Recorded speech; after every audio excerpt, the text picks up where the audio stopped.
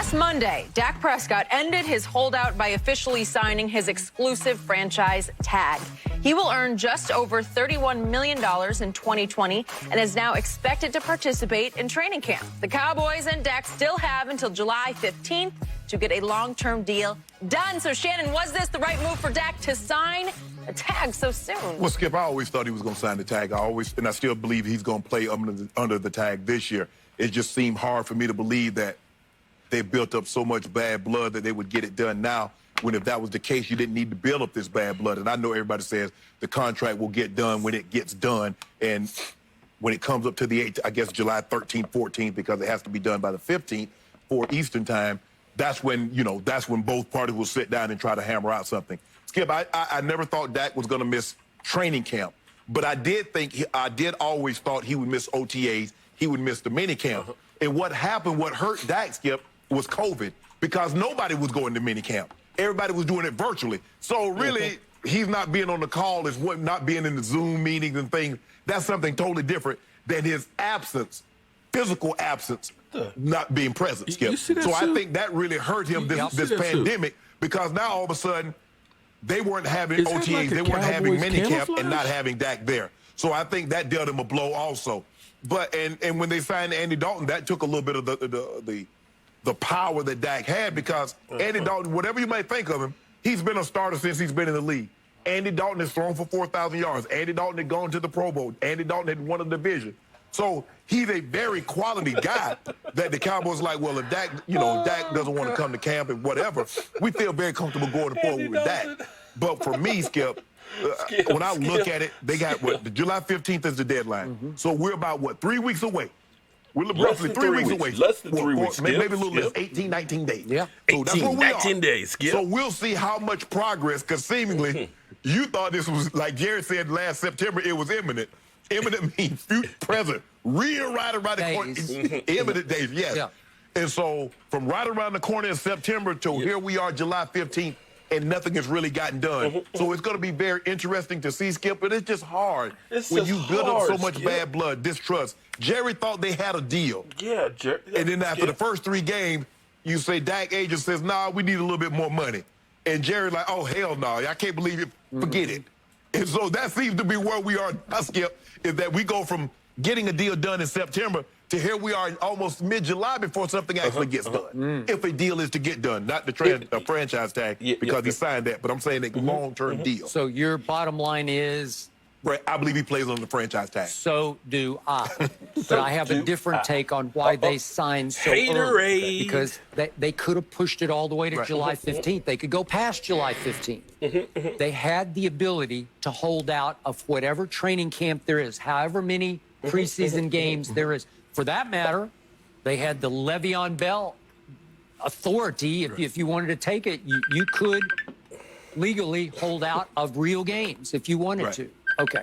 So not $2 million a game, Skip. Yeah, okay. All right, but that's okay. I got you. Hello. But the point is, I believe this was a rather desperate PR move by Dak and his relatively new agent. Okay. Because I think they believed they were losing in private with Jerry because the blood had gotten so bad after what happened early in the season. Nobody was budging 1 inch, 1 penny off. They wanted this, and Jerry and Steven said, no, this is as far as we're going to go. So they basically made a public statement whereby they said to Cowboy Nation, hey, we did the right thing. We signed early. They placed the tag on us. We accept the tag. Right. We give up our ability to hold out through training camp and preseason games. And we are now all in for the 2020 football season. Right. So now it's their turn to do the right thing by giving us the money that we have asked for before July 15th. Because now it's like, let's put the ball back into Jerry Stevens' court. Let's make them make a choice now with Cowboy Nation saying, well, listen, Dak, can I call you back after? He's relented. He has signed, sealed, and delivered that you have placed the tag on him, and he will play under the tag if so forced to play. Peace. But in this case, when I talk about they want Jerry to pay them what they want, the one number that has not been made public even to this moment is exactly how much they are asking for. Yep, Skip. I believe it's somewhere up in the 40s. I believe it's 40+ million per year. I'm not sure if it's 4 years, 5 years. I don't know that.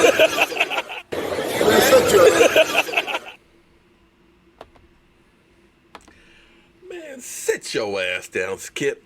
Damn. Hello, friends. Mark Holmes here with my buddy Cowboy Joe Boo and Joe Bear in the house. And as always, I want to thank you guys for watching, commenting, subscribing, and being part of the Joe Boo Sports Report. Without you guys, this literally does not work. Let's get open for business here, and let's wake up the football guys. Let's wake them up. Wake up. They're awake now. How's everybody doing on this Monday night? PC, what's up, PC? I see Danny, our favorite. You know, I hate to say it, but we actually have a favorite Eagle fan. Danny is actually pretty cool people for an Eagle fan. For anybody, he's cool people. Maurice, how you doing? Derek Young. I saw Crystal May. She was the first one here, followed by Mike Jack. by Mike J. There's Doug Fresh. Dougie Fresh, how you doing, man? Old man, I thought that was you talking about me. Cowboys up north. What's up, man? How's everything in Canada, man? The Great White North. Doomsday, how are you doing? Matt, Mike, everybody. How's everybody doing tonight? You know, I look forward to Mondays like you wouldn't believe. It sounds crazy, but I love being here with you guys. Patrick Robinson, thank you very much. You got your draft day party shirt today. Looks great. Oh, I'm glad you like it. Thank you very much, Patrick. Glad you like it, man. Mondays, I just look forward to getting on here, talking about the Cowboys, because the season right now is 75 days, 22 hours, 51 minutes, and 25 seconds away from kickoff. Provided Armageddon doesn't happen. I mean, this world has been crazy. You got the locust in India and everything going on. We got the dust from the Sahara Desert hitting the southwest. I mean, the south. It's hitting the south, okay? I know Q sent me a picture of his car covered with dust and everything else. It's hard to breathe. We got the coronavirus. Man, we got every damn thing. We got the wildfires in Arizona. So hopefully we have a season. And if we do, the NFL, of course, is saying we're starting training camp on time and we're going to have a season. We're going to have a season. So that 75 days, 22 hours, 50 minutes, and 40 seconds is legit. And I can't wait to get there. We are less than a month away from the start of the season. I can't believe it. Now, I'm listening to Skip, but we're going to actually go past that because something that just happened, of course, of the last hour is Zeke Elliott. Okay, so last night, I don't do Twitch. I'm not sure exactly how to even. I don't even know what Twitch looks like. Okay, I'm not a gamer. I am not a gamer. I'll be the first one to say I'm not a gamer. Last games I really played were like Punch Out. Okay, back at JMU in like 1985. Okay, Body Blow. You know, you had Bald Bull and all that stuff. You know, but I'm not that gamer. Okay, but Zeke Elliott was on Twitch last night, and I can appreciate what happened. Because there's a couple of times I've been on here where I thought I had everything shut off, and it turns out I hadn't shut it off. And, you know, fortunately, I didn't say anything. So when Zeke turned it off, he said, man, I'm faded. And he looked real tired. I mean, real tired. Now, somebody had sent me a message this morning and said, you might want to check this out. And so I looked at it, I was like, yeah, he looked like he was tired, maybe had a few to drink or something like that. And I was like, you know, I'm not going to make much of this. But SI did. So this is what happened with SI. Let me zoom you up in here.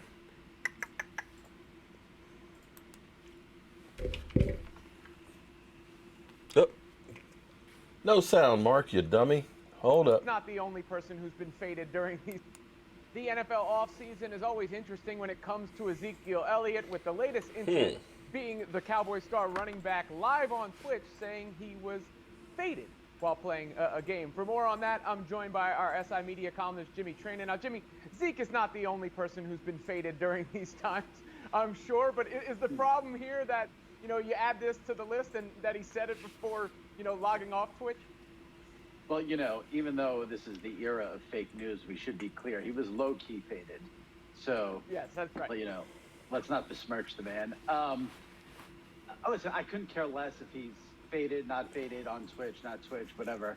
I just love when people, because my biggest fear in life is thinking I'm logged off and I'm not logged off, or you send a text to the wrong person or a DM. So I get a kick out of it whenever someone thinks they're logged off and then says something that they didn't want to say. That's really what is amusing. And he talked about being so low-key faded, like as he was in the process of trying to log off, and then said he wasn't logged off. So he must have had the good stuff last night.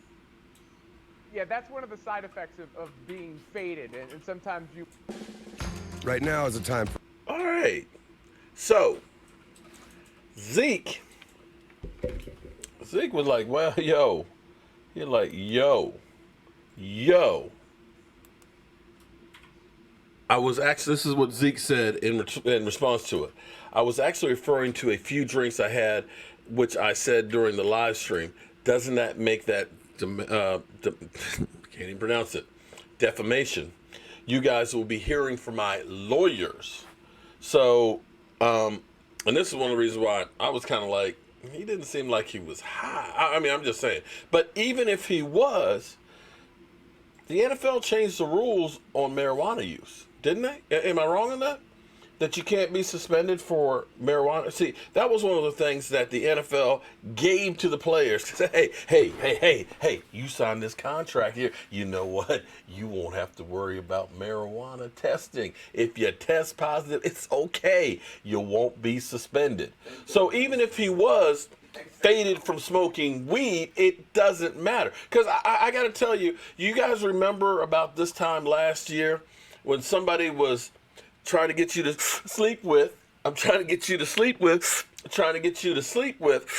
Odell Beckham Jr.? Do y'all remember that? Do y'all remember that? Because I know it was some kind of, something was burning in his fingers, okay? I don't know if that was a cigarette. I don't know if that was, some funny cigarettes or whatever. But, he was definitely there, and he looked like he was faded. And I don't think anything became of that, did it? So now, this is possibly the Dez Bryant syndrome, okay? The Dez Bryant, I don't know if you know what I mean by the Dez Bryant syndrome. Because, see, what happened with Dez Bryant is, Dez Bryant, he did a few things, with his boys and stuff, like at the mall with his pants hanging down and everything else, right? And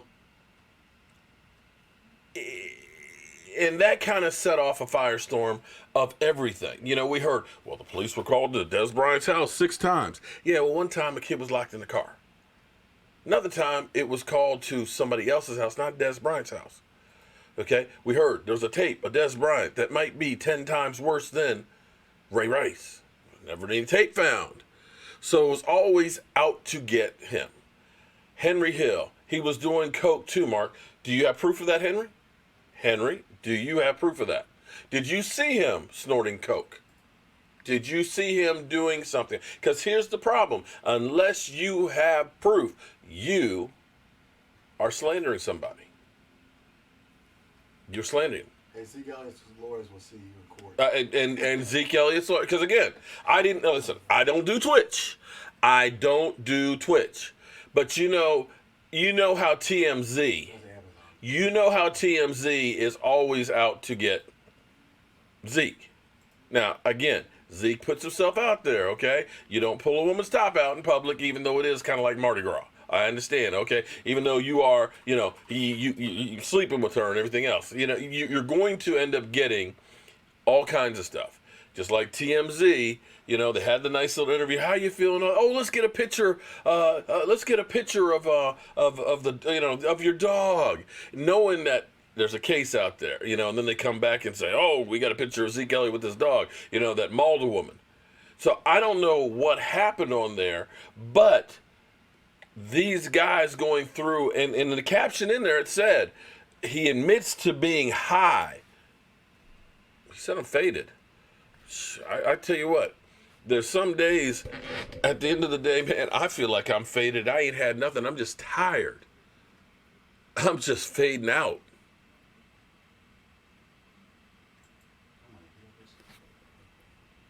So before you go out there, and I know this is the world today that it's not about being right. People will say stuff and they get away with it because that's just the way it is. There isn't necessarily morals anymore. So, yeah, Henry, yes. And that's what that one. You can look at that one because you can say she was there cutting some stuff. Now we didn't see him. I did not see him taking any. All I saw him was with waving the cigarette, talking to her, saying, "I'm trying to get you to sleep with." Okay, that's what we saw there. Okay, we saw she. It might have been sugar. Might have been sugar for all we know. We don't know. And even though you have that, I'm still not going to say he was sniffing coke. Okay?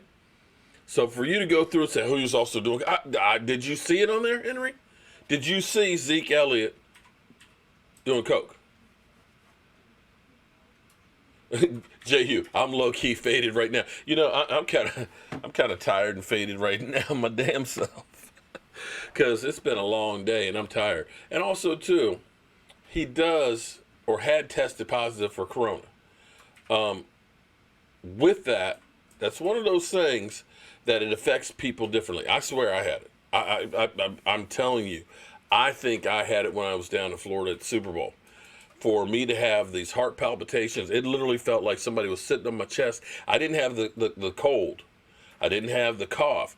But my heart kept racing, my blood pressure was high, and I just felt tired. I mean, real tired. And so it's conceivable that him staying up all night doing Twitch and also having the coronavirus may make him a little bit faded and tired too. Can we at least say that that's a possibility? It's always some drama when it comes to, I mean, it even goes back to this time last year when he's out in Vegas. He was faded a bit there too when the dude tried to go ahead and say, hey, he pushed me down and hurt me. Get out of here, man. You were trying to extort him, okay? So hopefully this is nothing. Hopefully they get the lawsuit with the dog biting this woman squared away, and we can focus in on him having a great season. How about that one? Whew. Lord, Lord, Lord, there is always drama with our Dallas Cowboys. All right, so one thing I came across a couple things tonight. That's interesting to me because I was talking about Carson Wentz earlier today. Because it's funny, if you hear something enough times, you tend to believe it. And this goes back to the whole thing of, Zeke saying I'm faded, that they end up taking it to, he admits to being high. That's where they took it. They assumed. Now, maybe they were right. I don't know. But you can't just assume. But we have perception and we have reality. And I came across this on Instagram a couple of days ago. And let me flip cameras here so you can see this a little bit better. And this was kind of interesting because what we have here is Aaron Rodgers. And this is what they have underneath. Aaron Rodgers right up here. 1 Super Bowl, 2 MVPs, and only 2 losing seasons, and 10-8 record in the playoffs. Okay? Up here, we have Drew Brees. 1 Super Bowl, 0 MVPs, 6 losing seasons, 3 consecutive 7-9 season, 8-8 in the playoffs. Read down here. NFL media. Aaron Rodgers has only 1 Super Bowl, and people think he's one of the greatest. He's overrated. Over here. NFL media. Drew Brees has a Hall of Fame career. He's one of the greatest ever. So underrated.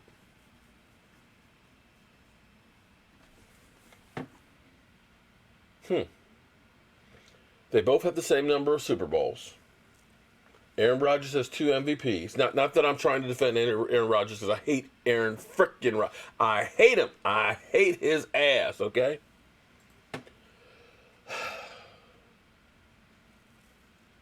Only 2 losing seasons, 10-8 in the playoffs, compared to the same amount of Super Bowls for Drew Brees, 0 MVPs for Drew Brees, 6 losing seasons to 2, 3 consecutive 7-9 seasons, and 8-8 in the playoffs. And so this is where football is so much of perspective. And you look at that, and you have 2 different outcomes and outlooks from 2 different players. And that's the amazing thing, because we can actually go through, and in the Tom Brady era, I don't know, has anybody else got more than 1 Super Bowl win? Does Big Ben have?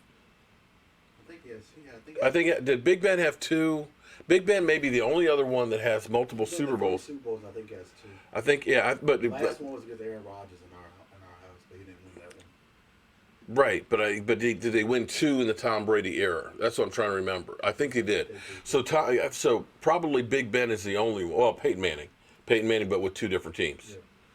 Okay. The same team, he's only So when you look at that, it's not like, we talk about all these great quarterbacks out here, and the only one that's consistently won them is Tom Brady. But this is where we get into the whole argument about Dak Prescott versus Carson Wentz. And everybody focuses in on Dak Prescott and micromanages him because, again, it's the Dallas Cowboys. Regardless of whether you like the Cowboys, if you don't like the Cowboys, you hate the Cowboys and you want to see them do bad. And so you always look at the Cowboys, or at least the talking heads, realize this, that it's about getting people to click. It's about getting people to watch, because it's no longer about getting the story right. It's only about getting attention for it. And there's something that's so wrong about that we can't believe what we see anymore. I don't know if I'm making any sense, or maybe I'm kind of faded here. I don't know. I'm kind of faded here, but it just bothers me. Yeah, exactly, Patrick Robinson. The media sets the narrative on these things, and we have forever gotten this whole thing that Dak Prescott sucks, that he's no good. But it's amazing, because I get so many people that will say, when you pull out a statistic and say, oh well, Dak Prescott, in play action is 3rd in the NFL or something like that. Oh, you're cherry picking a stack. And it's like, okay, then tomorrow there's another one. And you got another one where he's in the top 5. And then you got another one that's top 5. So it's kind of like when you have so many different things that you're in the top 5 in numbers, after a while you kind of say it's not just cherry picked. There are things that are legitimately being done. There is no quarterback out there that is perfect in everything. Some are better deep throwers, Cam Newton actually has a great cannon for an arm when he's healthy and throwing the deep pass. Joe Montana did not have the big cannon arm, but he was perfect at getting people the ball in space where they can make moves. Lamar Jackson uses his feet to help him. Mark, what you think of my comment on Instagram? I get a lot of comments. I'm sorry. Astronomical one. I'm not sure what the comment was. I've got a very short memory. Refresh my mind here. So we got so many different ideas and concepts and stuff, and none of it really necessarily can be right. But when you look at all these things that have happened, it's crazy that we're sitting here with the whole idea about paying Dak Prescott. Oh, he doesn't deserve to get paid. Or the Cowboys, they got to be, they got to make sure they don't overpay for him. But I'm sitting here thinking, because this was trending last night on Twitter. After Cam Newton signed with New England, they looked at Cam Newton and who was the other quarterback? Cam Newton, and I want to say Joe Flacco. That those two guys combined, I may have that wrong. I know it was Cam Newton and another one. that those two guys combined are making less than Chase Daniels. I want you to think about this. Chase Daniels, in his career, okay, he actually had a $21 million contract for 3 years with the Eagles a couple of years ago. Chase Daniels, who's, I think, a 10 or 11-year vet, who hasn't thrown for 2,000 yards in his career, has already made $34 million.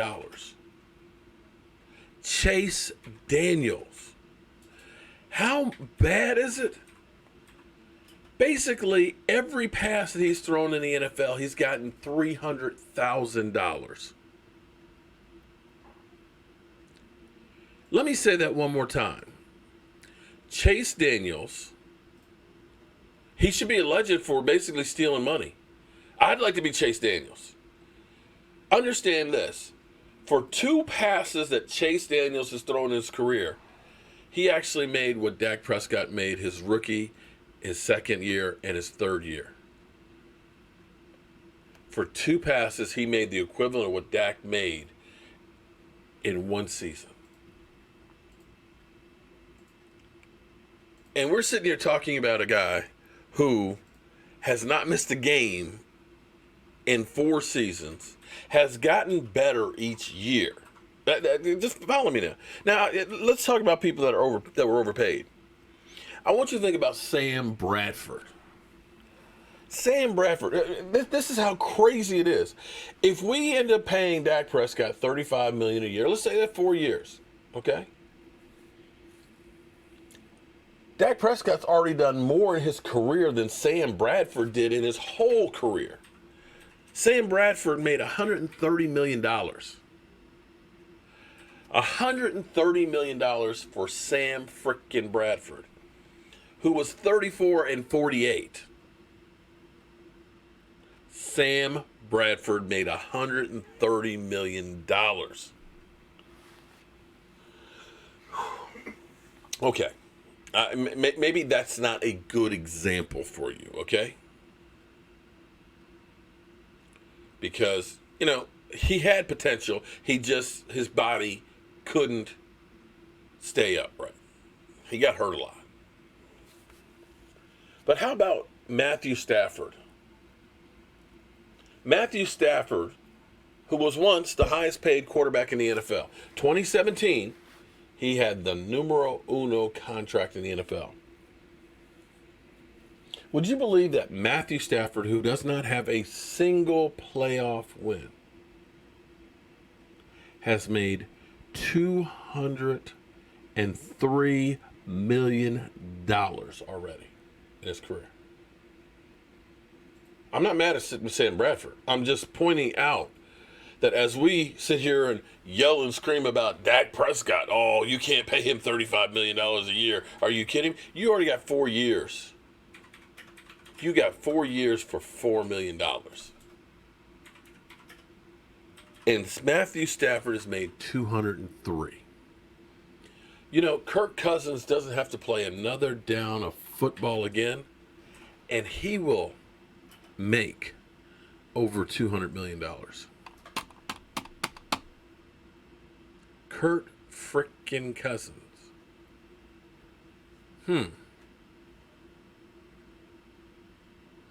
Well, Hainsworth only sold 32 for 2 seasons, and I agree. He stole that money. But see, that was on the Redskins. See, that's where the Redskins were stupid. There were already signs that Hainsworth wasn't quite stable. You remember him stepping on Gerard's face when his helmet was off and literally cutting him with the cleat? He stepped on his face intentionally after the play was over. So you knew that there was some issues with this guy. You don't go through and get a crazy and then make him a $100 million player. But that was always the Redskins' MO. The Redskins were always about, let's get Deion Sanders. Let's get him after his prime time. That'll sell some tickets. Let's get Donovan McNabb. Let's get Bruce Smith. Let's get Alex Smith. Let's get, damn. I mean, everybody stole money from the Redskins. I mean, the fact that you had Jason Taylor go into the Hall of Fame and say, I want to thank Daniel Snyder for letting me steal money because, I didn't do shit when I was there. I was just getting a paycheck. So you can't really go through it. So Patrick Robinson, you're right. I'm not mad at Kirk Cousins for playing the league and getting paid. I'm never mad at a player getting paid because of what they have to do. Okay? I'm pointing out that in 4 years, the guy's got $4 million. All these other guys, nobody ever worried about paying them. And this guy shows up for work every single day. I found another clip because this is, we got time these days. Okay, it's between that dead time normally where we don't have the OTAs and then training camp. We're waiting. We're kind of excited. We got a little taste, just a little taste, and we don't have anything really to talk about. So I'm going through and looking at old stuff, and I came across this. This was kind of interesting. This is from a year ago. Prescott, who is good and getting better. I said this before the season started. Last year in his last 8 games, he went 7-1. More attempts, more yards, more accuracy. I think Dak's like a lot of us in life.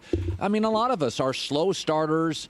I've said this often on this show. What was your parental situation like? What was your schooling situation like? Some kids don't get a fair shake. I mean, if you'd have given Dak Prescott in college Nick Saban as a coach and not Mississippi State's talent, maybe he'd be a lot better. Tim Tebow had Florida's talent. Dak Prescott had Mississippi State's talent. There's a big gap there. So Dak's very good. And I was watching Dak yesterday, and Dak's problem is, and I don't think it's a problem, but it's a reality with fans, why so many fans struggle with him. He doesn't have a defining trait. Arm, athlete, meh. Size, accuracy, hit and miss. His greatest quality is leadership. And what is leadership? I asked Jimmy Johnson that once. What's leadership? He goes, I don't know. Troy Aikman was a great leader. I can't define it. It's almost like every car commercial you watch. Have you watched car commercials from this point forward? They're always trying to sell you a defining trait. Luxury, speed, power, and torque, towing capacity. And they keep repeating it and repeating it and repeating it. They're selling you a defining trait. Okay. Dak doesn't have one. If Dak was an automobile, he'd get a really high rating from J.D. Power and Associates. And does anybody know what that is? He'd get a 5-star safety rating. Nobody wants to buy a car on safety ratings. That's Dak's problem. Luxury, speed, power, torque, towing capacity. What's his defining trait? What's reliability? What is leadership? But I'll say this again. Look around the league this morning. Big Ben out for the year. Drew Brees out until around Thanksgiving. Andrew Luck retired. Nick Foles out. Sam Darnold mono. Some of the young quarterbacks. I mean, we love Lamar Jackson, but they've beaten Miami, the worst team in the league, and Arizona, maybe the second worst team in the league. Do we really know? You start looking around this league. Carson Wentz is in the tent so much, I think he's on a camping trip. Deshaun Watson, I'm crossing my fingers he doesn't get, something broken. You start comparing Dak, and the numbers don't lie. So here's what we have. And this is funny. So we've gone through, we've talked about all these quarterbacks who haven't been able to stay upright. And here it is. He's reliable. He's good at everything. He's a leader and everything else. But that's not it. You got to have a defining trait. What the fuck are you talking about? And you see this evolution that happened. Because if you go back another year before that, it was like, oh, Dak Prescott, he's great. He's like that consistent girl that you go with, that's the one that you build something with, okay, as opposed to that beautiful one that, of course, is trash. And it's just amazing how we've all evolved to the point of, oh, Carson Wentz, he's so much better. Carson Wentz says Dak Prescott, blah, blah, blah, blah. And it's funny because they go through and they define Dak Prescott by every single thing that he's done. But they don't do that with other guys. If Dak Prescott was second or third in the NFL in interceptions or fumbles, they would kill him. They would literally be lambasting him. Can you imagine if Dak Prescott had fumbles like these? Seriously. Now, everybody has turnovers, but you just look at him, the way he holds the football, it's just too loose. That he was second in the NFL to Danny Dimes in fumbles. And how bad was Carson Wentz? Carson Wentz has had more fumbles in 4 years, and he didn't play all the games in 4 years. Okay, let's put it out there. He missed some games. 48 fumbles is more than anybody in the history of the NFL in 4 seasons. Period. But I asked you, find me one talking head out there that'll say anything about that. Just one. They don't do it, do they? They don't do that, do they? You had the Eagle fans were booing him in the middle part of the season. I mean, look at that. You see that? You do see that, right? I got to play this again. Because they talk about every single thing that Dak Prescott does. They say the ball, it should have been right here. It was right here. His accuracy's not there. Oh, he's a dink and dunker. Oh, he can't elevate the guys around him. Okay, those are fair arguments, but at least be consistent, because we're still back to this whole narrative. I wish, Nardo, I wish I knew why they would do that. They keep trying to make Carson Wentz to something that he's not. I don't understand it. I'm not saying that he's a bad quarterback, but you would think that he was Joe Montana the way they talk. And I'll be honest with you, I'm sitting here looking at some of these turnovers. I remember like the New Orleans game. I remember him playing against us the first game. And this whole thing about these Eagle fans out here that are, we beat you when it counted. Well, you know what? Shut the hell up. You won 2 out of the last 6 games. You got 2 victories in 3 years. Congratulations, you got hot at the right time with another guy being your quarterback, Nick Foles. And as we talk about Dak Prescott and, he couldn't beat winning teams. Carson Wentz the year before couldn't beat winning teams either. Mark, why don't everybody just look at the stats? Because it would prove he is awful. Patrick, it's funny because no matter what you do, people are going to go through and say, he doesn't pass the eye test. You can go through and say, oh, he's top at this and this and this. He doesn't pass the eye test. RG, you are 100% right. If he were with the Patriots, they would praise him to holy heck. Being the Dallas Cowboys quarterback, Tony Romo got the same thing too. I don't think quite as bad, but it was still pretty bad. Tony Romo, he's a choker. But I keep looking back with our team, and I just keep looking and saying, we are headed in the right direction. And as much as, like Colin Cowherd was talking about, Dak Prescott didn't exactly have Nick Saban for a coach. Yeah, and it's not like we had Doug Peterson for a coach. We had Jason Garrett and Scott Linehan. And if you believe that we honestly had great receivers going into 2018, come on, man. At least Carson Wentz, because here's the difference. See, Carson Wentz, they keep telling you, he didn't have anybody to throw to. I'm sorry, Zach Ertz, Dallas Cowherd, their running back out the backfield, those are 3 really good hands catching the football. I know his wide receivers weren't that good, but, right now, tight ends are almost as important, if not more important, than your wide receiver. What's up, Stuart? How are you doing? Carson's okay, but his best ability is availability, and he sucks, and hence drafting hurts. Ooh. It's because they had Wentz as a top 2 prospect, and the 4th-round pick has stayed on the field and outplayed him. Yeah, you could say that to a point, but you could look at Russell Wilson. Russell Wilson was, picked later in the draft. There were a lot of guys picked well before him. You think about Andrew Luck. You think about RG3. What's it? Or no. I'm wrong year. Who was picked in front of Russell Wilson? They're not even in the league anymore.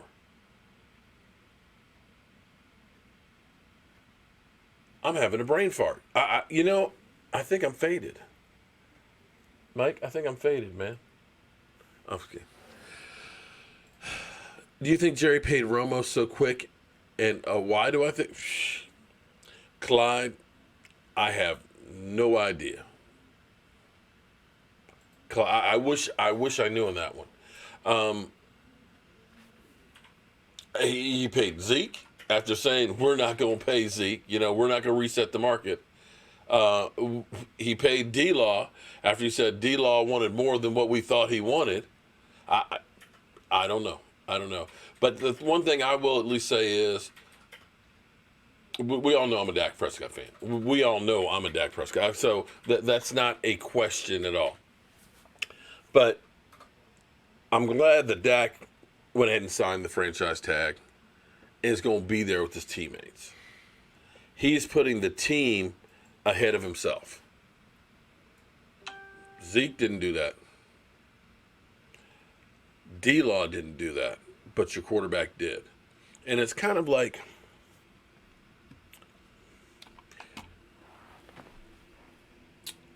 when you're in a relationship and you are really in love, and you will literally do anything for this woman. Oh man, I love this woman. I'm going to take good care of her and everything else. You get dogged. You know what I'm saying? You get taken for granted. But then you get a thug that she's going out with who treats her like garbage.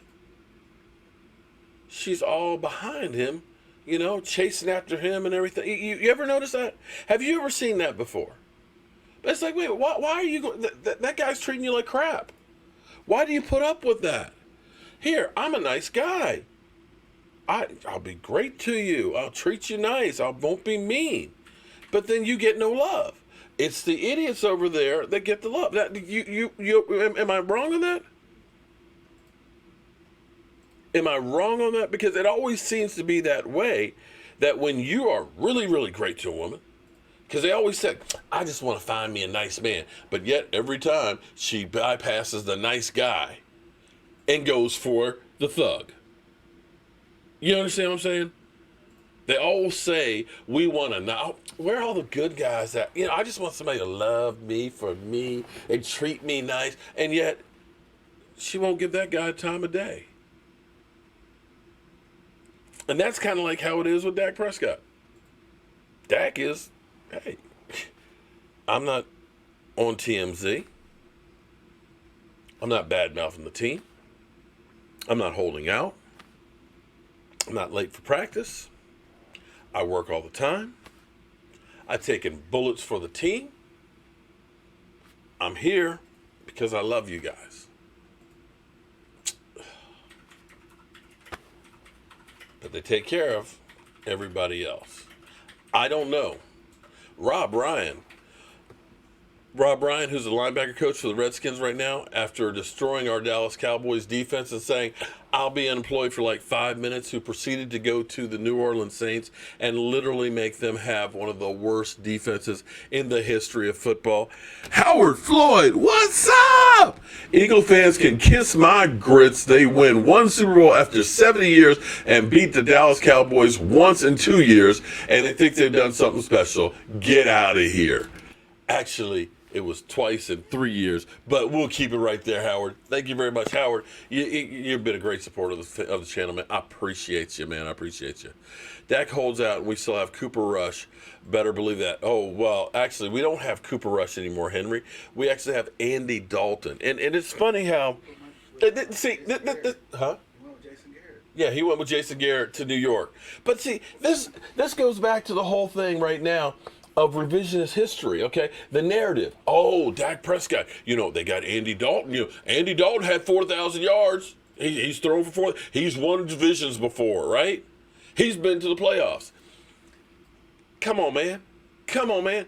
His first 4 years of playing football, first 4 years, he did go to the playoffs. Didn't win a single one. Didn't win a single one. And since 2015, hasn't been anywhere close to a winning record. And in those playoff games, I think he had 1 touchdown pass in 4 games. And so you're ready to turn around and say, oh, Andy Dalton, he is the answer. And this is where it's even crazier because you see the evolution right now of quarterbacking. I don't know if you guys have noticed this now, where play action and mobility have now become first and foremost. Being just a straight pocket quarterback doesn't quite work as well as it used to, which is why Phillip Rivers was given away. Phillip, bye. We need somebody young who can move around the pocket. That's why Andy Dalton was let go. Andy Dalton, you can't really move around the pocket. You have to be able to move. And you see Lamar Jackson. I mean, Lamar is taking it to another level. You look at a Pat Mahomes. You look at a Russell Wilson. All these quarterbacks, it's the new style of quarterback. What pocket quarterback do you see, stationary quarterback, that's doing great things other than Tom Brady? But I'm still going to say it's Bill Belichick. We're going to find out because I think all of a sudden if Cam is truly healthy, if Cam is anywhere near where he was back in 2015, his body-wise, and he has Bill Belichick, that could be scary. You know, just listen to Mark. What's up, Stuart? How are you doing, man? I was clapping like the comment. Okay. Dalton never had Zeke on our offensive line. Oh, man. Okay, here we go.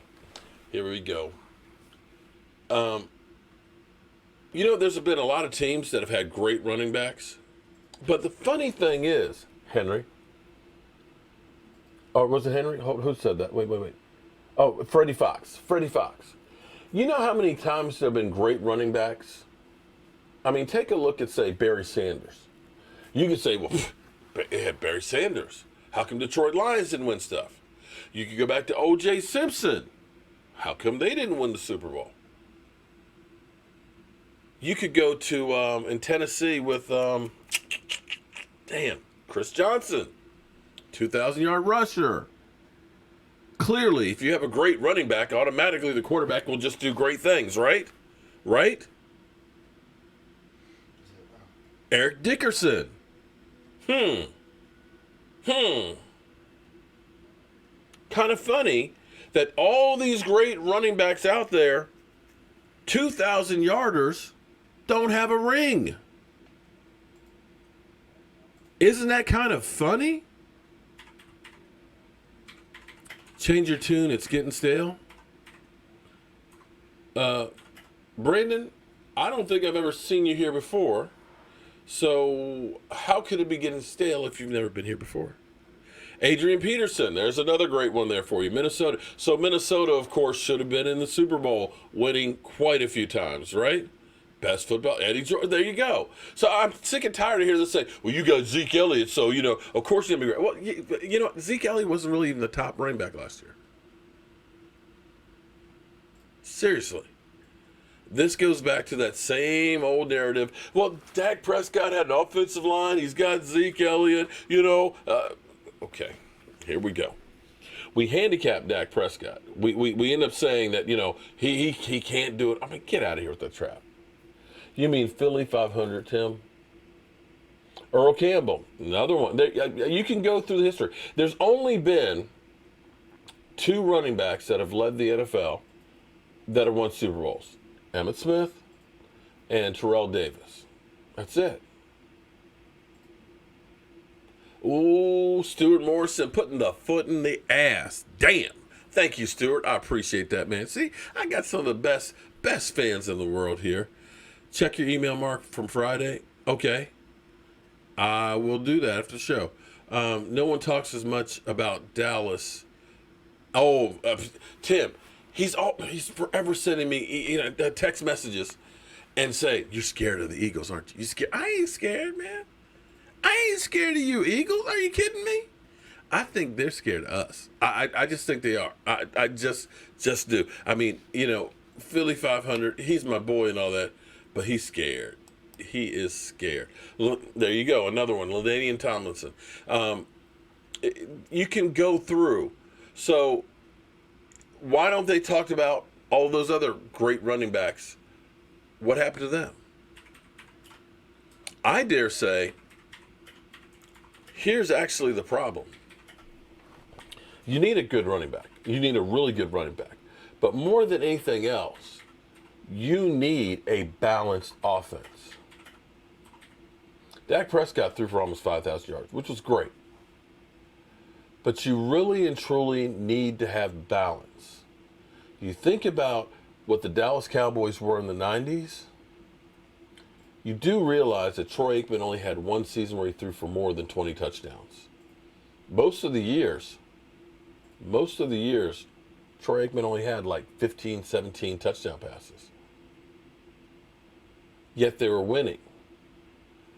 And this is where you had enough yards, passing-wise. You had enough rushing. But the problem is you didn't have them at the right time. And winning in football, as much as people want to throw it all on the quarterback, it's not all on the quarterback. It's still a team game. You need a defense that gets the ball and stops people.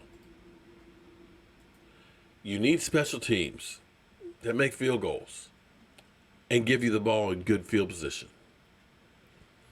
You need the offense to be able to score and to run out the clock. You need the defense to stop people. You need coaches to put you in positions to win, to understand the flow of a game and how to use your timeouts. And these are things that you can look and say, we always had something fail us. Okay, so Clyde, you got one example. But I'm going to give you this one, Clyde. I'm going to preface it that Jamal Lewis, who actually did a playground bill with him in Baltimore, they had an incredible defense.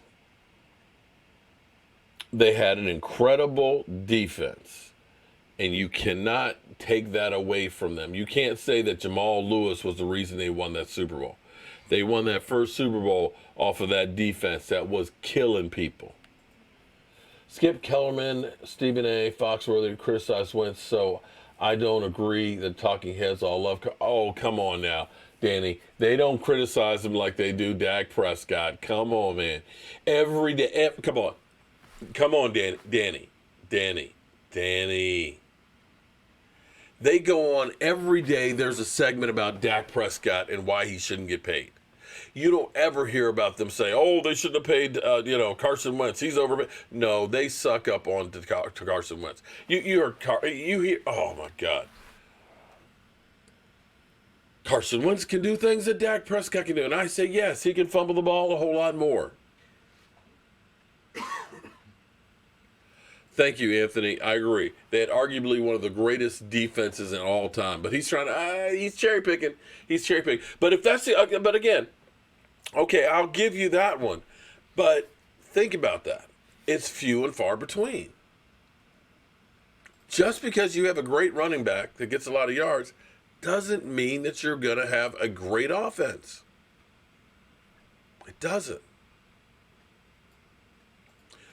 Defense wins championships. I agree with you, special boys fan. Because, so many times people forget that the Dallas Cowboys defense in the 90s, we talk about the triplets. We had the number one rated defense in the NFL.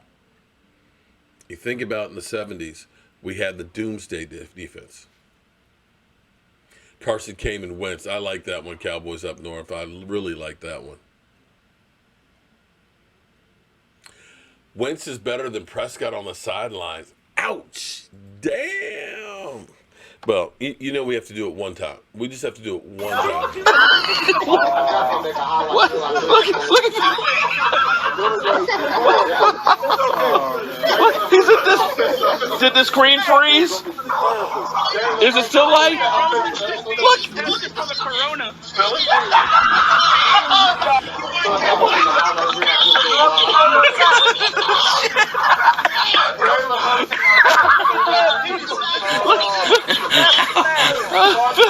Oh my God!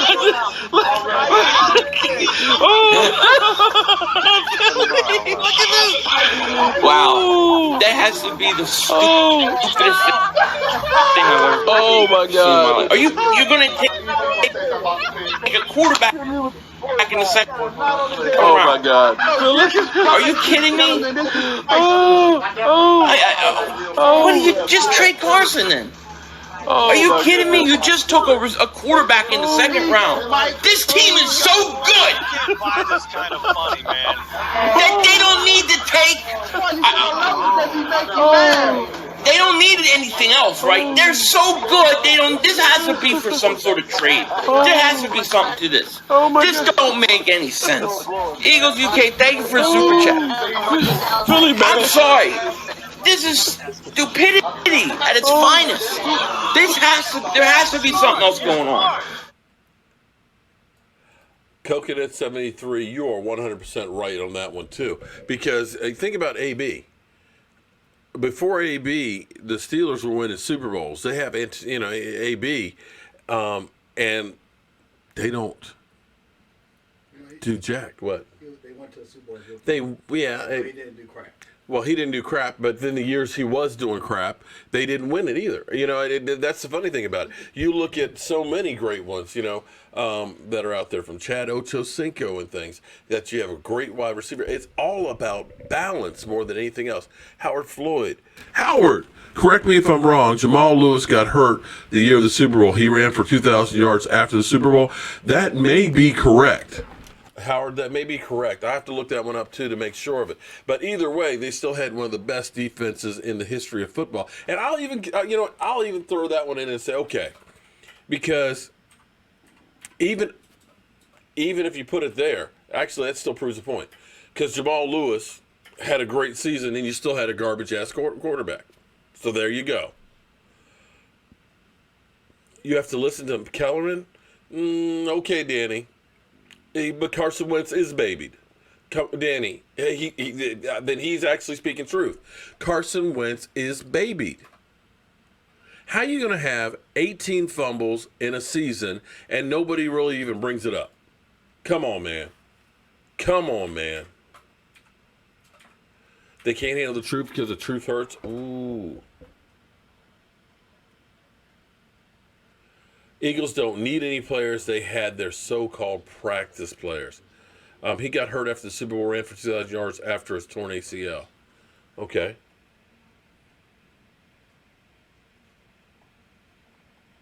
I'm lost on that one. Can't score 40 every week. Thank you. Yeah, exactly. You can't score 40 every week, but people expect you to. Well, guys, it is actually 10 o'clock. And I have to get up early in the morning, but I got to thank everybody who's been in here, because I'm actually fading a little bit. I'm faded. But it's time to get your shot glass ready so you can get faded too, okay? So you can get faded. Now, I appreciate everybody being here. I know it's the slow time of the season right now, although Zeke Elliott always makes it interesting. We have 18 days left to get Dak Prescott's deal done. We have actually 30 days until training camp opens up. We have 75 days, 21 hours, 59 minutes, and 20 seconds left until kickoff of the Dallas Cowboys season. And we got one shot of rum. Get your shot glass ready.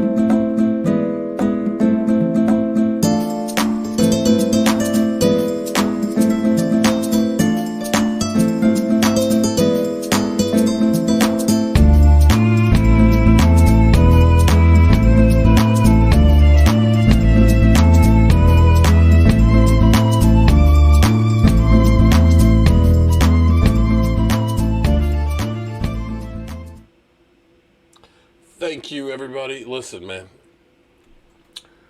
This coronavirus ain't no joke. Please wear a mask. Keep your distance. I know Arizona is starting tonight, closing back down the bars and restaurants and gyms again. California, I think, is doing the same thing as well. We all got to take this thing and take it seriously if we want to get through this thing. We need all of us to band together and get this thing done. I appreciate the support of everybody, and I look forward to hopefully having a football season and, of course, seeing you guys. Peace. The party's over. They say that all good things must end. Call it a night. The party's over. And tomorrow and next year starts the same old thing again. We got it.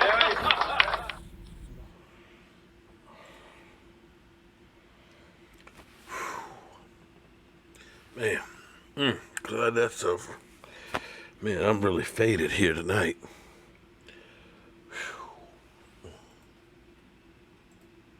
Oh, damn.